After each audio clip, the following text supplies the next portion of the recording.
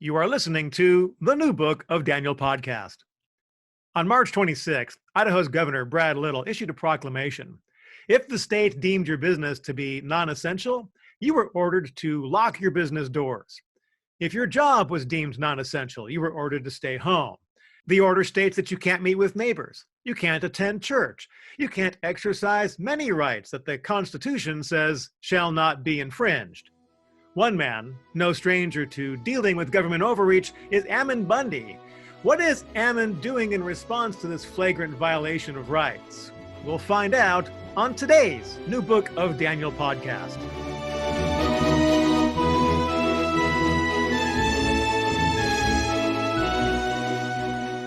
Welcome to the New Book of Daniel podcast. My name is Daniel Bobinski. I'll be your host on this adventure.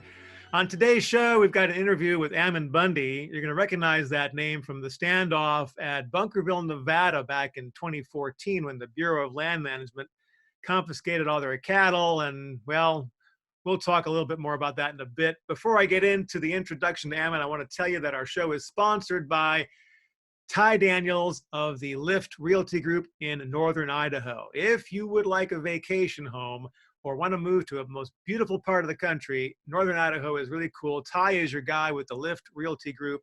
Give him a call at 208-640-6333. That's 208-640-6333. Ty is your guy. He listens to this show. He's got a lot of the same values. So if you want to do business with somebody who shares these kind of values that I talk about, Ty is your guy, 208-640-6333. Also want to remind you to subscribe to the podcast. Click the little red button, then click the bell. You'll be notified then when we upload new podcasts, because I don't do that with any kind of regularity. It's kind of when I can squeeze them in.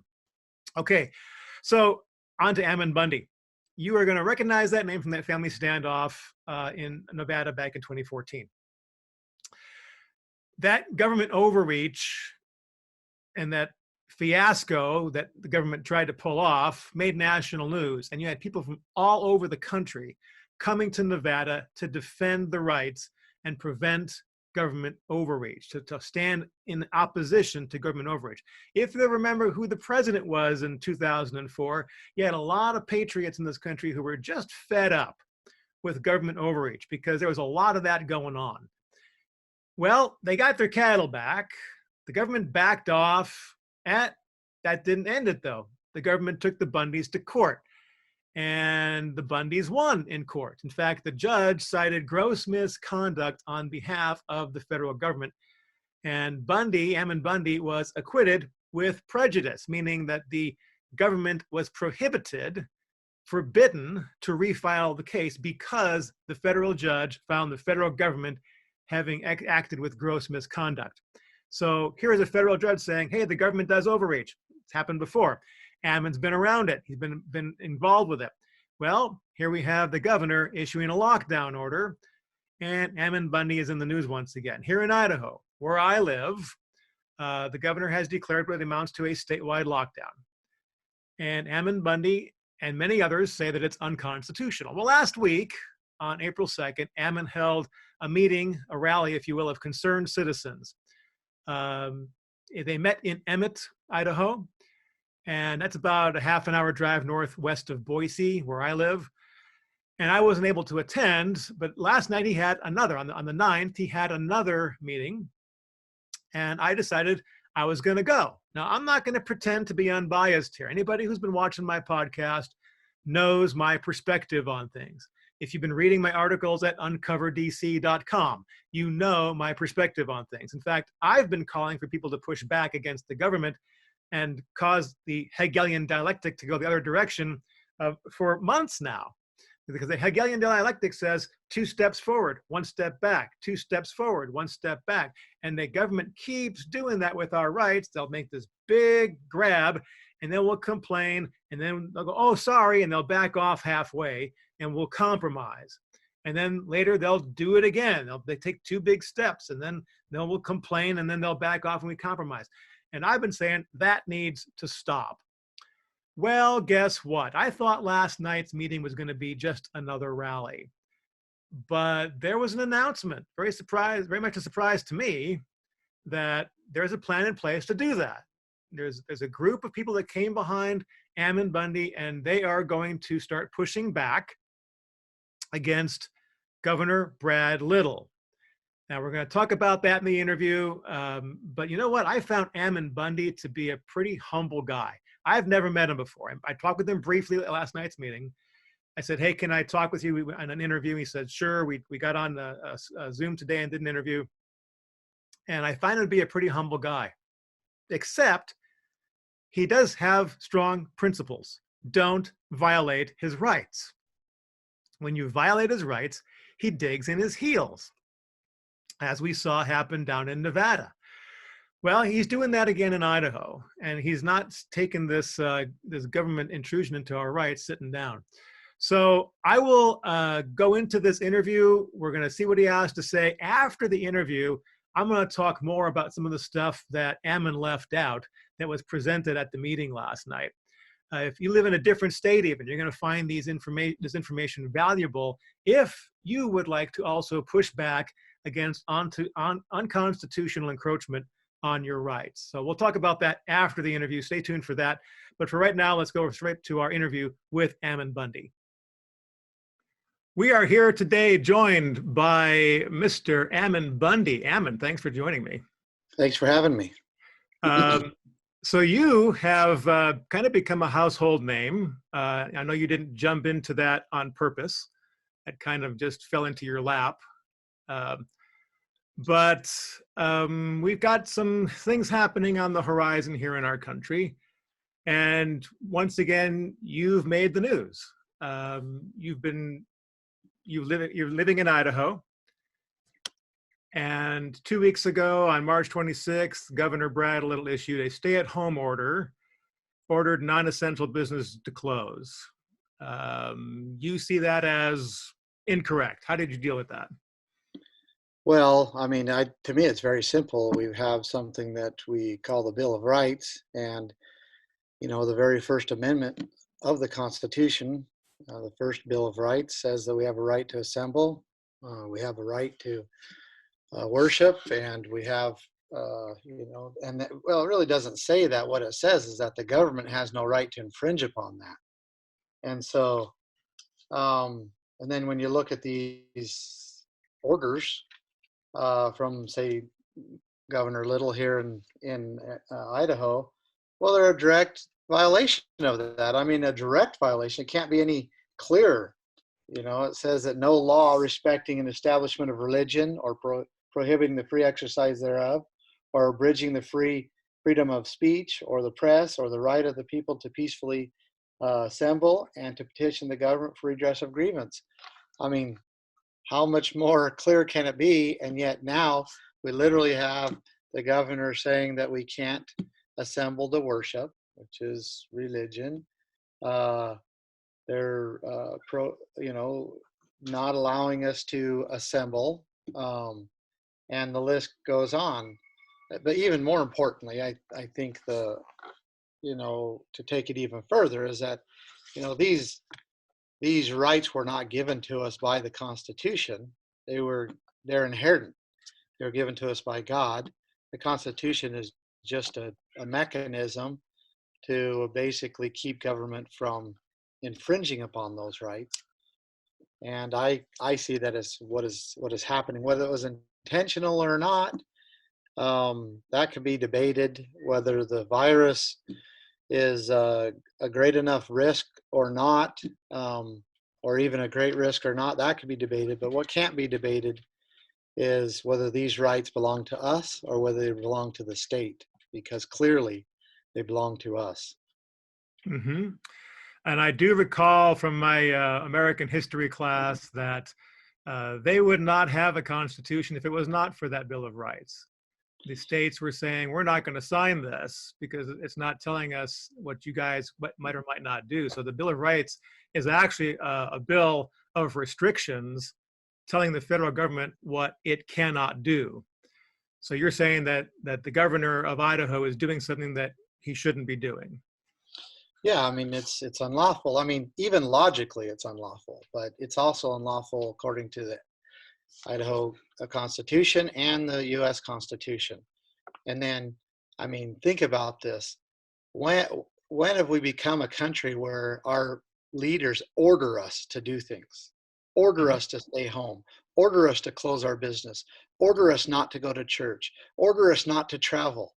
I, you know, I, you know, I think I don't think I'm alone when I say, look, I'm a free man, I'm a grown man, and I don't feel that it's right that other men or women order me to do certain things. Mhm. They can ask me, they Mhm. can ask me nicely, Mhm. but as a free individual, I can choose whether I'm going to follow that or not. But this order is inappropriate. All orders by other men upon their fellow man is inappropriate. Mhm. So you've been having these meetings in Idaho, and I happen to live in Idaho, so I've heard about these meetings. And I attended your meeting last night, and you had a room full of people there in violation of the governor's quote unquote order. At that meeting, you were telling people that you were going to be able to provide legal, political, and physical defense to people who are pressured to comply with the governor's order. Can you elaborate on that? So you have it just a little wrong, and I know words do matter. So I'm going to, if I can, I'm going to just rephrase what you said because I have never promised that I would provide. Gotcha. Right? See, and What I'm quoting something that I read somewhere else. Yeah, I would not provide. That's not something to provide. What we are doing is that we are organizing individuals. All of us are organizing to assist individuals in using, claiming, and defending their rights. And that is what we're doing. I'm going to shut this door because you're hearing the ducks in the background. So okay, so That's what you just get. wanted. That's what you get when you live in Idaho. That's right. So just want to be very clear. We are organizing as a people Okay, so that we can assist the individual in using his rights, claiming his rights, and defending his rights. gotcha. And it is the primary responsible of the individual to defend and maintain his rights. But because of the world we live in, and I didn't make the rules, because the world we live in, we have to unite as people to defend those rights because there's always a force out there that is trying to take them and actually basically live off your rights or benefit from your rights without doing the work and without establishing those rights the way they should, and that includes property. And I will agree with you. And I say I have a lot of empathy and sympathy for your cause because I recall I'm just referring my college classes here, I guess, but I've been in business for 30 years myself.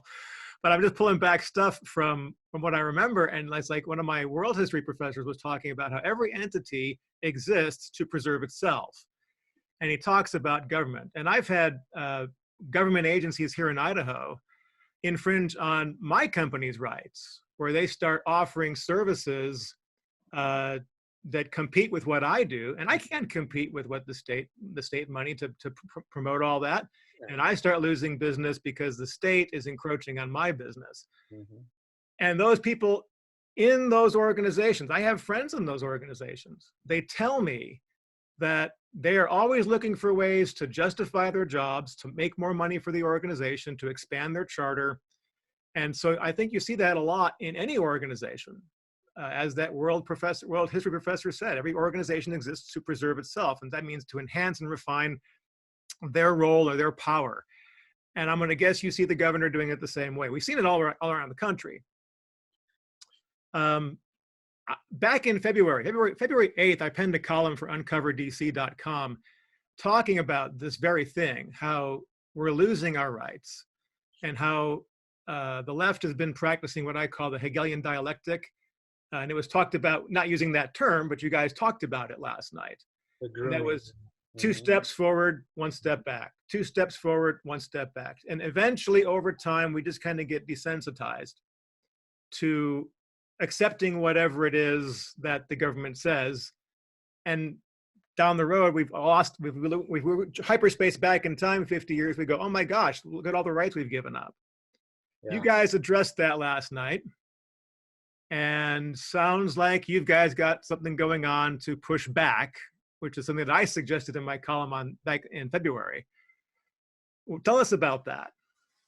Well, again, we're uniting as a people all over Idaho, and we're also extending beyond Idaho as there's as people are willing to stand. So this will go beyond Idaho, but we want to be a shining example here in Idaho. We've divided this state up into 8 different areas. We have representation in each area. We're creating a communication system that's will be very reliable, very difficult to try to take down, so that we can communicate with each other and come to each other's defense as it's needed. And this is the interesting thing, is we don't have to do anything other than just keep our businesses open, just keep church going, just keep traveling, keep working, keep living. And in the scenario that we're in now, or they will come upon us. Before it was like, maybe if I decided I was going to sell raw milk to my neighbors and charge them for it, then maybe I'd get the state to come after me. Or if if someone committed a crime, right, then the state would come after them. Or, that rightfully they should, right? But now we're seeing where we just do our everyday things and the state is threatening to use force upon us. Well, that's not okay. The law is there to correct and to bring justice to victims. It's not there to take people's rights and liberties away. So they've stepped over that bound. Now we could just be living, deciding we're going to church, just like we're going to do on Sunday, and according to them, we could be arrested and prosecuted and put in and fined and put in prison and all of those things for literally going to church. So what we're doing to make this effort in just a few words, we are communicating with each other. We've committed to defend each other. We are growing and with many people each day joining us. And when someone decides to keep their business open and the state wants to try to use force upon them, we will respond legally, politically, and physically. And it's a lot different than most people think when we're talking about legal, political, and even defense. It will be it'll be a campaign that will truly expose the light on the bad actors. Can you elaborate on this campaign? For example, let's just talk about a legal effort. We begin to specifically go after the person or people that we can identify. We begin to go after their assets. We begin to make suit against them, and then that's just the beginning. When you say go after, what do you mean by that? Well, legally, we basically go into a suit with them because they have now damaged somebody, right? We take up suit with them, and that gets exposure on them. We know that the courts and a lot of times won't actually bring justice to those situations, but that pressure and requiring them to respond, getting those things documented with the court documents, getting it on record what they're doing, verbalizing in the court setting what these people are doing to us, pulling them, making them come in and respond to us. Those things are important. Then on a political effort, assembling the people to protest at their house. We're going to go through their neighborhood with a very honest and descriptive, let's say a flyer or some kind of document where we're going to explain to their neighbors what's going on. We'll protest at their house for 24/7 for as long as we need to. We'll go to their places of work. We will put a lot of political pressure upon them. And that's just one example as well. And then physical, if the force will not stop, we will surround the person that their rights are being infringed upon and physically create a defense for them. And that's our, our effort. Like, for example, another example, what you heard last night politically, we are going to hold elected representatives, and specifically Brad Little, because he's the one that has made this bad decision. He's the one that has his supposedly his authority to be able to to do what he did. So he will own it. This economy. And for those who don't know, Brad Little is the Idaho governor. Yeah, thank you for clarifying that. We have a website says Brad Little is a disgrace. People are right now entering their stories of how their businesses are being destroyed, how they've lost their job, how they're losing their homes, their dreams, their income, their savings.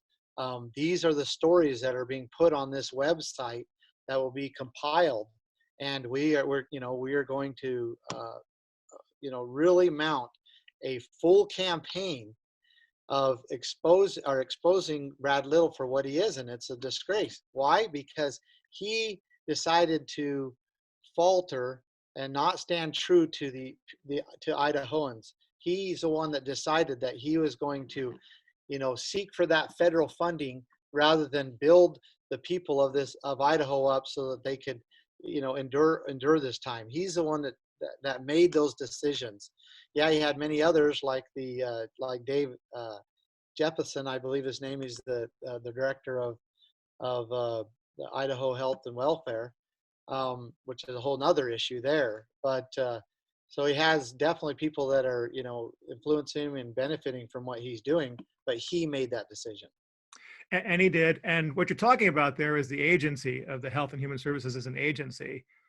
And we should note that agencies, even federal or state agencies, at least especially in the federal level, agencies do not exist in the Constitution. Those came into big power under FDR with the big power grab there. So really, it's a lot of agencies creating laws, creating rules for which they were not empowered by the people to do. But we have these little nitpicky laws, and there's a lot of people in Idaho that get that. They get FDA, not FDA. What's the DEA? And so when your land is when they come back and say you got a little puddle on your land every springtime, therefore it's a wetland, and we can't. EPA. Thank you very much. All these alphabets, I start losing track. There's a lot of them. That's the point. And every one of them makes up their own rules and their own laws that don't get approved by elected officials. They just arbitrarily make a bunch of laws, and then they get sent to a House, a Senate, and the state, and they kind of look through it and go, okay, rubber stamp, and that's how that works. It's not really representative of what the people want. And then the individual suffers for it because he's the one that has to try to deal with a federal agency or a state agency coming after them because he has an extra puddle on his property. And that's the kind of garbage because people infiltrate those agencies and they have their own agendas, and then they try to use the force of law to enforce their agenda upon other individuals. And that's the kind of stuff that we're just done with. We cannot continue to live that way. And it's not fair that we pass these things on to our children either. Our children need to be able to live free. They need to be able to experience a lot of what we've experienced in our lifetime.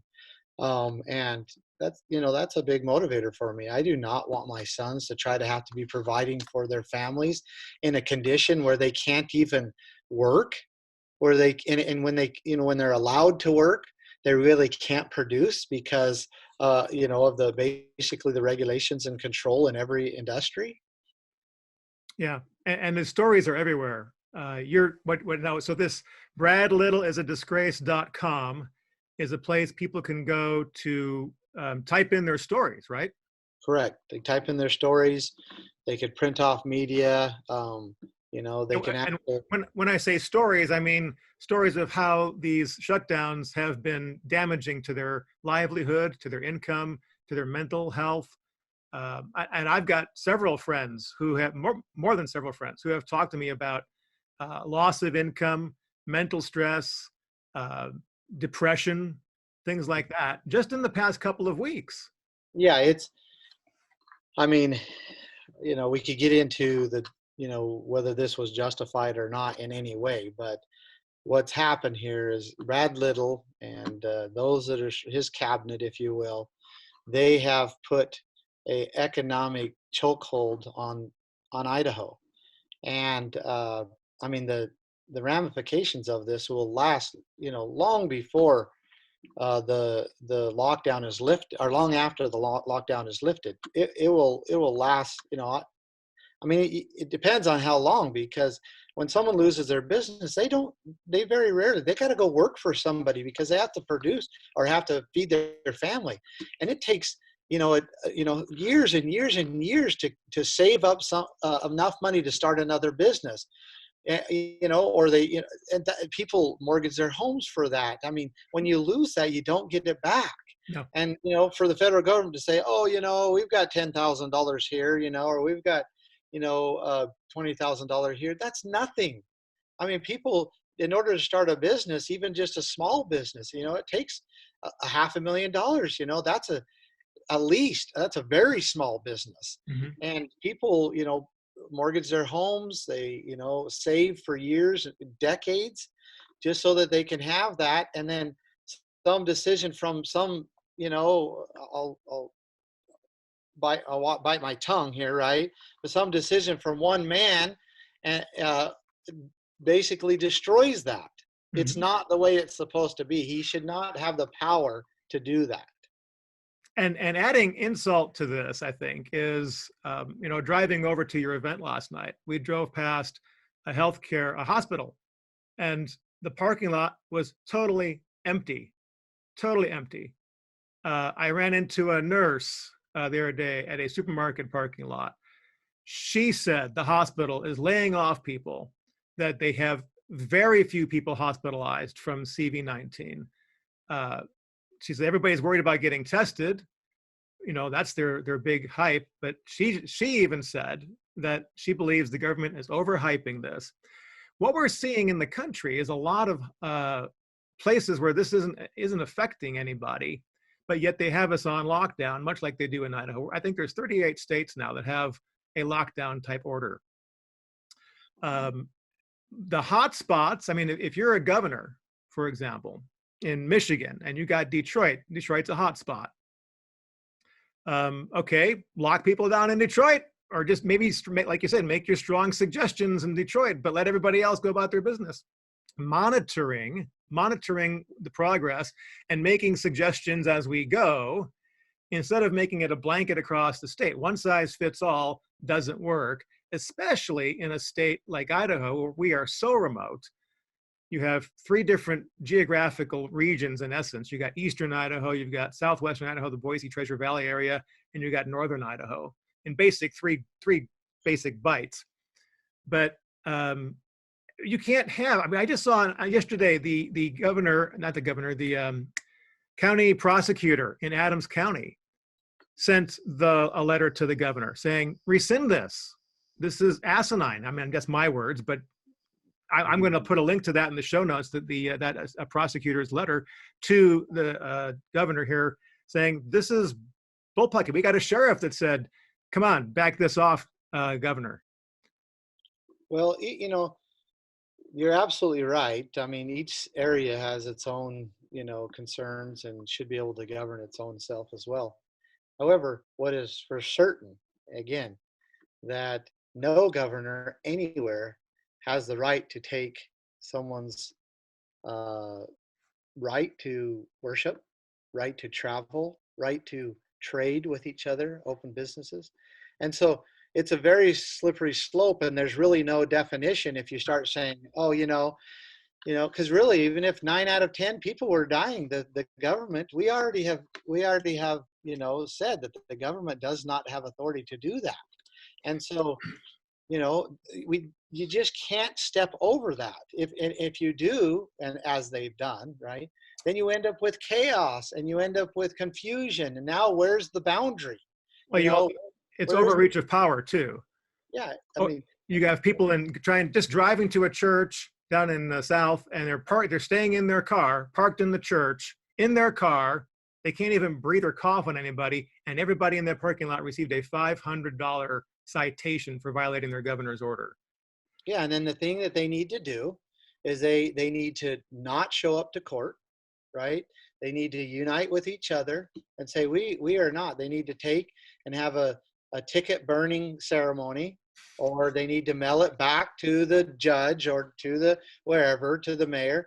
We are not. We will not. These are our rights. They're not yours. You can't ticket us for it. We will not comply.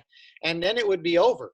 It only takes a small amount of people to do that. But Your whole what premise, go ahead. but what they can't do is all go, get scheduled in front of the judge and all take punishment for exercising their rights.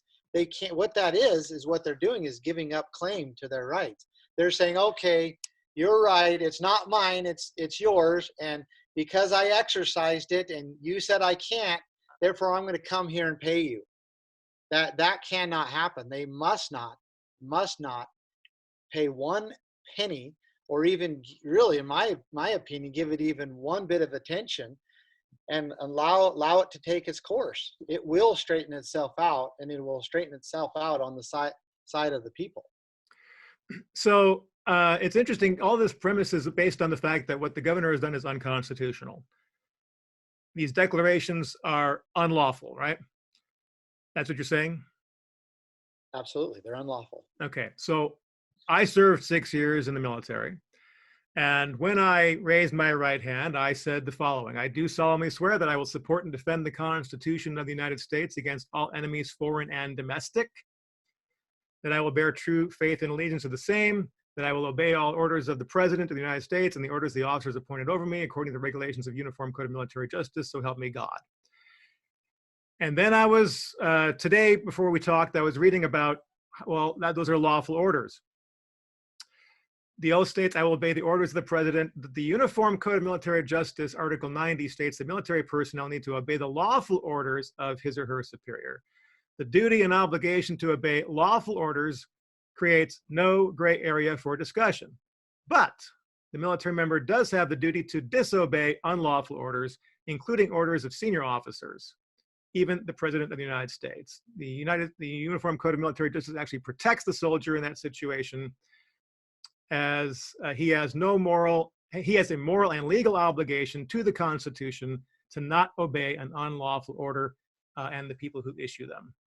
Now that's military. Right. I personally never rescinded that oath myself. And I look at what you're saying, and I happen to agree with you. I think these are unlawful orders. So you have created this, you've been part of a team that has created this website, bradlittleisAdisgrace.com. Yeah, that's just part of what, yep, that is, yep. And that's just part of what we're doing, but we have created that, as part of our political effort to put pressure on, the bad actors, especially, of course, Brad Little. But that's just one element of what we are doing and how we are organizing. Now that as I heard last night, that website's going to be a resource for other states to emulate and to even borrow and copy. And the person who put that together removed all copyrights so that anybody in any state can go there, take the ideas, take even the templates, the stuff that shows there, and they can insert their own photographs and their own names to whatever state or organization or city that they're trying to argue against. Yep, it's all open source. They could download, the radio ads, there'll be some videos. They can download those. They can download the templates and put their own, governor's name in it. We're going to continue, or they can just use the ideas. It's an open source. It's free to use. And again, the effort is to, make Brad Little an example. So the next governor that comes along, or the next politician that comes along and says, hey, look, maybe I'm going to trample on, people's rights. And they might think, oh man, remember what happened to Brad Little? And that's what we're going to do. And now if Brad Little's ever removed from office, I really doubt that'll happen. That's not the point. The point is that he will be known as the governor that, that destroyed the economy of Idaho. His name will be synonymous with disgrace. And probably lots of other governors too, if people take up this forward motion, this momentum that you're creating. Yes, absolutely. And it's a preemptive measure to get them to not use force on us for using our rights, but also to help secure our rights in the future. You were there, and I used the example of a den of rattlesnakes, a pit of rattlesnakes. Not a very fun thing to look at. I guess it is fascinating. I've seen them. I grew up in the Mojave Desert, and but when there's a pit of rattlesnakes anywhere close, you just avoid. You just avoid it. And everything avoids it. The coyotes, everything avoids it, because it's not worth the risk, especially if they're like a Mojave Green or something like that, which is a very venomous rattlesnake.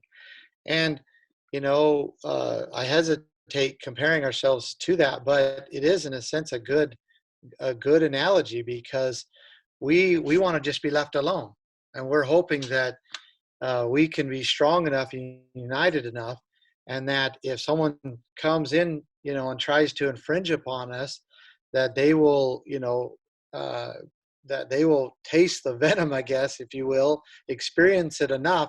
The next time they won't mess with us. They will just go around us. Well, You can do what you want to do. it's not a bad analogy, because you've got the Gadsden flag, which is a snake. That's Don't, right. don't tread on me. And that's the thing, is that they can do what they want to do with their lives. They have every right to do it. Who's they? But what government officials, bureaucrats, anybody who thinks that using force upon people is a correct action, and all those people, they can go about and do what they want to do. Governor Little, his bureaucracies, the agencies, anybody else who basically thinks force is okay to use on other people, they can go do what they want to do, right? But don't infringe upon my rights. I only live once in this life. Mm-hmm. And as far as I know, everybody else in this life only lives once. We have a right to live free.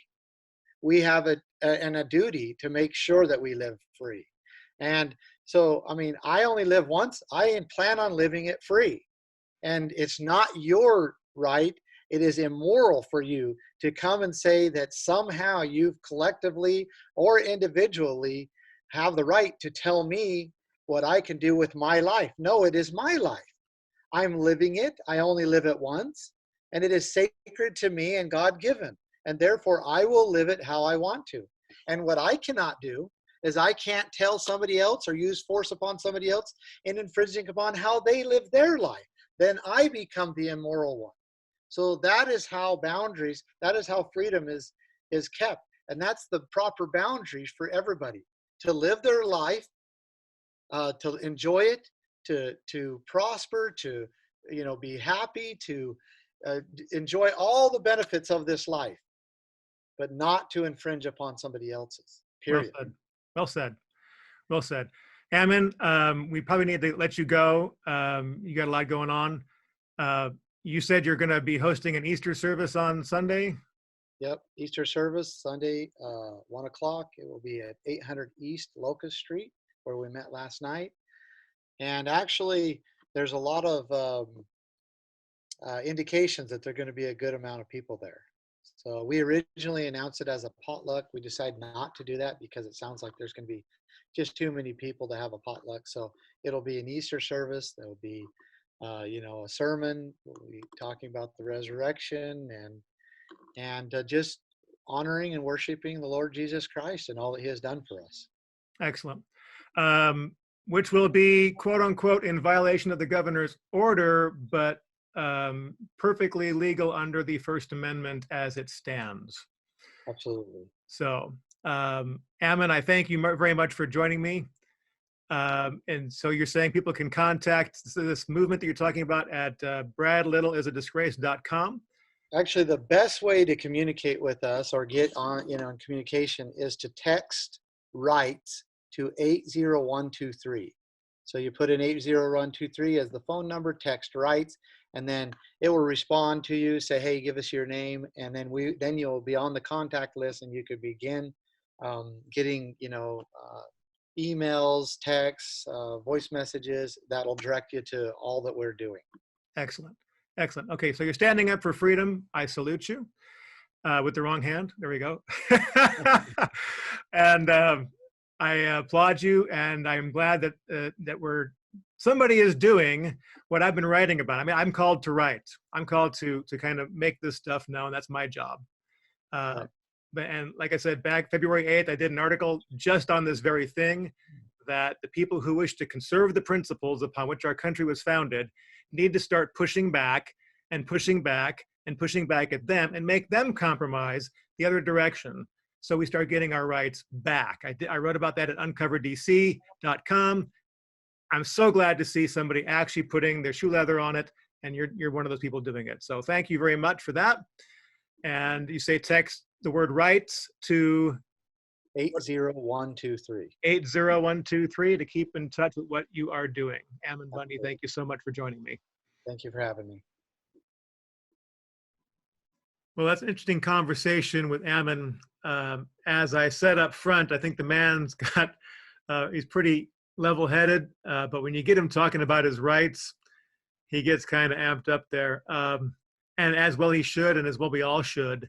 I see too many people on my social media feeds making excuses for our government, saying that they're just looking out for our health. I've got some information I want to share with you here that's going to counter that. I'm not saying that people are not dying. I'm not saying that people's lives aren't being impacted negatively from this COVID-19 virus. I'm not saying that at all. I am saying, and I have evidence to back it up, that this is I'm going to call it a plandemic. This is a perfect storm. I've talked about this in the past. You've heard me talk about it. This is a perfect storm that the leftists are taking advantage of to cause and inflict as much pain in American lives as possible. And even governors like Brad Little here in Idaho have been sucked into the situation. Now, I don't know what exactly went down. I know he got castigated by Rachel Maddow. You know what? So what? A lot of good people have been castigated by Rachel Maddow. She does not have a good track record of integrity, so who cares? And all 5 people that watch her, they don't care either. I want to show you, though, no matter what state you're in, you can use some of this information. This team that Ammon's become a part of got this website out, and I'm going to switch over. And if you're watching this on YouTube, I'm going to show this to you. If you're not on YouTube, I'll try to explain it to you if you're just listening. But I'm going to share the screen here to this website. It's got to have some free resources. So even if you're in a different state, you can take these ideas and use them and adapt them for your own need. Up here, we have the media section. There's going to be videos showing Brad Little, and it's going to be for stuff on TV and for use on social media. That's going to paint the governor as someone who's a disgrace, who is damaging the lives of his residents, of his citizens, and encouraging them to come to this site. And over here on this link is the Post Your Story, where you can post a story about how this shutdown has affected you and impacted you financially, mentally, physically, however, and let the governor know that the pain that's being impacted upon you from this unconstitutional order. There's also going to be radio ads, and they're going to create a book, by the way, out of all those stories, and they're going to deliver that book to all the governor's donors. They're going to deliver that book to the governor himself, and they're going to keep giving him new editions. First one will be 100 pages. Second will be 200 pages. And they're going to keep delivering these books to the governor and all of his neighbors and all of his donors. There's also going to be a direct mail campaign and a media kit. You can sponsor marketing campaigns, by the way. According to the information they presented, radio ads right now are about the lowest you can buy. Nobody is advertising, and radio stations have lowered their advertising prices accordingly. So they're putting out ads talking about that. You can go there and listen to one of the ads now.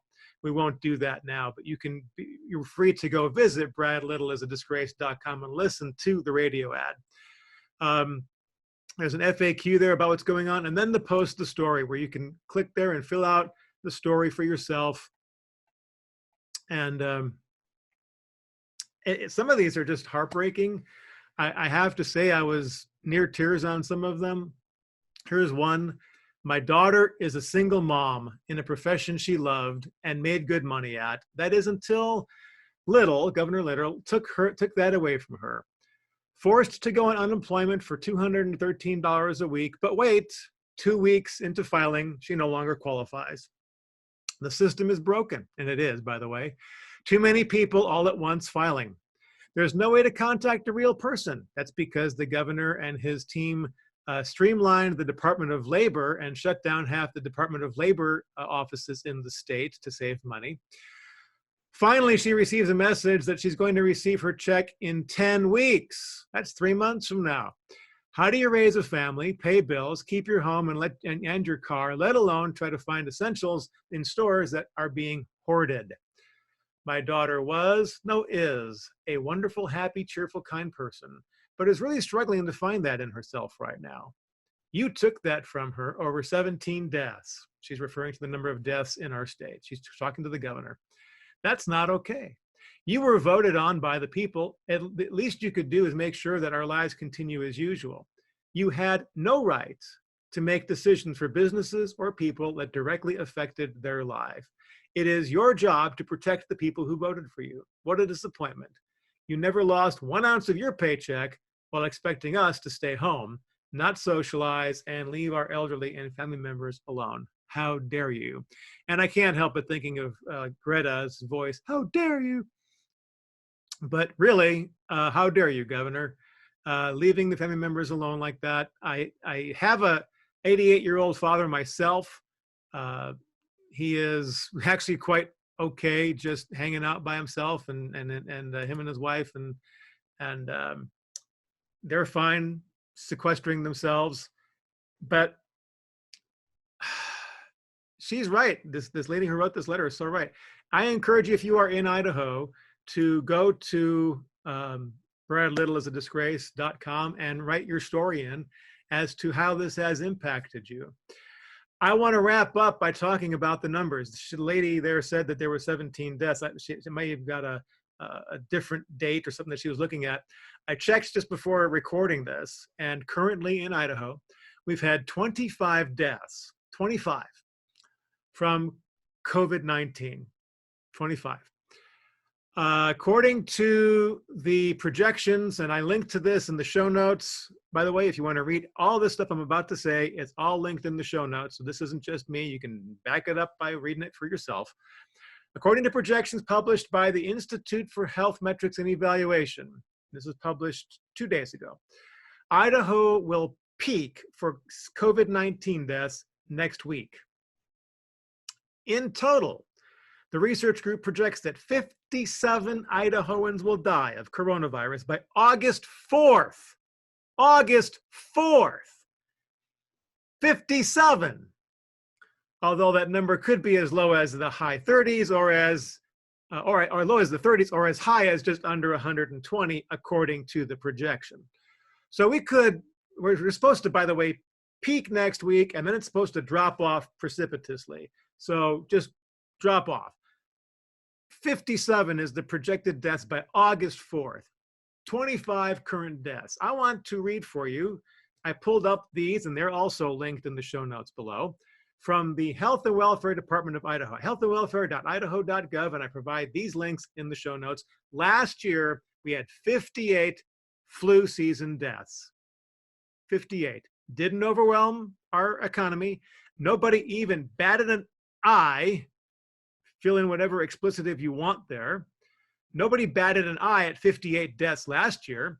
What's the acceptable body bag count, Daniel, for us to just keep on going with our economy while people die from the flu, the regular seasonal flu? Well, apparently the number last year was 58. Nobody bitched about it then. Nobody shut down the economy then. How about the year before that, Daniel? What was the acceptable body bag count then? How about 101? 101 people died in Idaho in the 2017-2018 flu season, according to healthandwelfare.idaho.gov. Their own statistics. The year before that, 72 deaths. and we're supposed to have a projected 57 deaths in Idaho by August 4th. Governor Little, your people can't figure this out. Your people can't look at these numbers and go, oh, and today, Governor, you had the audacity to stand up and say, we're not going to release the shutdown. It's supposed to end on the 15th. You just said today, on the 10th, that you are going to extend it. Oh, thanks. Apparently, your people don't know how to read statistics. I drive by hospitals and see empty parking lots. I talk to nurses and doctors and find out that they're laying off at hospitals because they're not overwhelmed. Brad Little, you are a disgrace. Which is really sad because I really grew to respect you. I really did. I wasn't all that sure about you when you came into office. I thought you were kind of one of those guys who was just a rhino, but you know what? You really proved yourself to be a staunch conservative, wanting to conserve the principles that held up our Constitution, and then you pulled this. I wonder, was it because the federal money coming in? I would like to see an accounting.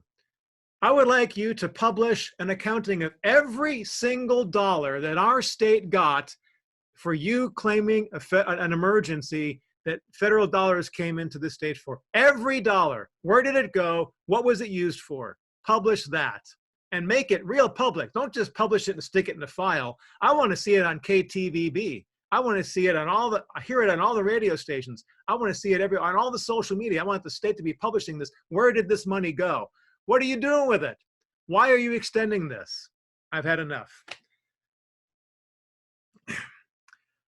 I have become very disappointed in what we're seeing in our governors. I'm seeing Michigan's governor saying you can't even go outside and mow your lawn. What's up with this? This is a police state. You know what we need to do, people? We need to start suing these people. Sue, sue, sue. Forget the class action suits. Individual lawsuits. Sue the arresting officers. Sue the police sergeants. Sue the police chiefs. Sue the mayors. Sue the county people who are enforcing this stuff. Sue the governor. Sue everybody below the governor. In every state that we're in, push the pain back. They are taking away our rights. They're stealing our rights. And we think we're going to get them back. They've got other news. They got other plans. Nancy Pelosi and company want nothing more than to inflict as much pain as possible into us, all for the purpose of us not voting for President Trump. They have zero reason to vote for a Democrat candidate. The only thing they're doing right now is a full-out values war, full-out politically calculated war to make us feel pain so that we won't vote for President Trump. That's it. All this is just a pain war, a values war with plausible deniability, and I'm just saying, throw it back at them. This is a full-out war. Don't roll over. Don't play dead. Don't go, oh, okay. Start filing. If you get a ticket, file a lawsuit. File a lawsuit. If you want to file a class action, fine, but I recommend just suing everybody up and down the line. Clog it up. Clog up the system. If they're going to play this game, if they're going to play scorched earth, let's play scorched earth right back at them. I'm not kidding. Because unless we start picketing their houses and picketing their places of work and getting arrested and then suing them for it until we start playing their game and making them feel the pain back. They think they've got the power.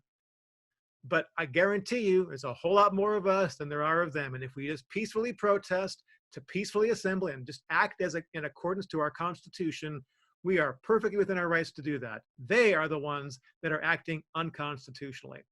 And with that, I better go before I say things that I don't want to say, because I'm getting kind of worked up in case you can't tell. So I want to thank you for listening. Do visit bradlittleIsAdisgrace.com. If you are in a different state, feel free to borrow anything on there, all those ideas. Contact them in the email. The people who run that website will help you out and answer your questions. We got to push back on this. All right. Daniel Bobinski here with the New Book of Daniel podcast. A little fired up here at the end, but reasonably so and rightfully so. We'll catch you guys on the next show.